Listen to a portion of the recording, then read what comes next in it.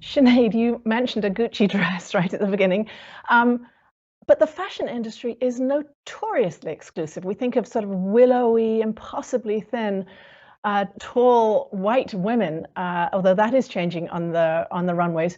But tell us a little bit about what you have done since you've been consulting with the fashion industry and what changes you're seeing in the offing. That's such an important question. And I think for me, so much of the reason and the purpose behind embedding myself within the fashion industry was because it is an industry that creates culture. But as you also discussed, it too is an industry that has proliferated so many of the challenges that exist within society because it cultivates that culture, whether that is fatphobia, ableism, racism, xenophobia. We have all of these conversations that which fashion is a tool by which we can bridge and create solutions. But historically, it has been a vehicle by which we have excluded so many. For me, as a physically and visibly disabled person, my background's in education. And my solution to creating change within the fashion system was always about starting at the point of education. For me, I have deliberately positioned myself, my work, and my consulting company tilting the lens at the most upper echelons of the fashion system. Now, that positioning can be challenged because even if you make the system itself accessible, even if product becomes available for disabled people, it is unaffordable for so many. But the way in which fashion as a system creates and builds influence is from the top down. So by being on the global equity board at a company like Gucci, which has a public valuation of over $10 billion, by Gucci partnering with James Lebrecht, a physically disabled director at the Oscars, by dressing him in a custom suit that was adaptive and accessible for his needs at a moment like the Oscars, that has value. In terms of the work that we're doing broadly in the fashion industry, my understanding and advocacy, even within the industry itself, has changed. I think if you had spoken to me in 2017 when my advocacy first began, I fundamentally believed that the solution for disabled people lied with product. That if we had adaptive and accessible product readily available in stores and online, that would be the primary solution that disabled people need. And it is one, but it focuses on the business case of disability, which often we hear is valued at $1.7 trillion per annum.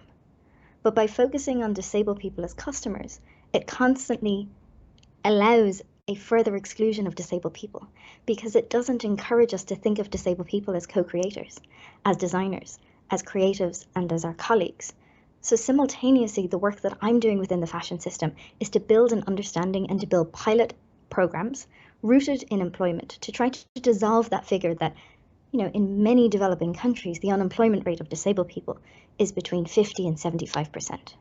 But by focusing on employment, it extends a broader question because most of the jobs that are available within the fashion system are in retail. So what does the future of retail look like? And post-pandemic, asking questions of that nature have never been more important. What Jeffrey was speaking to about designing with disability in mind and designing with disabled people has never been more important.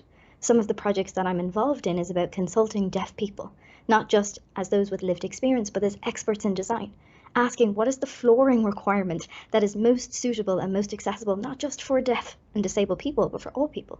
So maybe that's flooring. Maybe that's flooring that's wooden because it allows for us to hold vibrations and to consider what social distancing looks like. But if we were to design the most accessible retailer in the world, what would that look like? Also, some of the work that we've been doing is partnering with IRA, a US-based assistive technology company, which gives agency and independence to those who are blind and low vision, but also has value for those who do not speak English as a first language, for those with anxiety or autism and have sensory challenges within those spaces.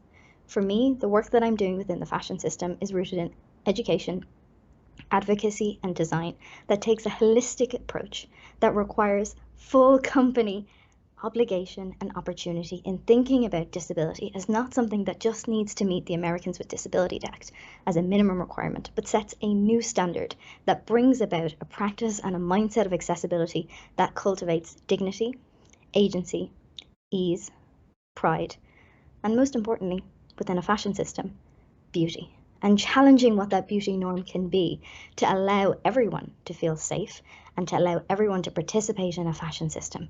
Because after all, we all wear clothes.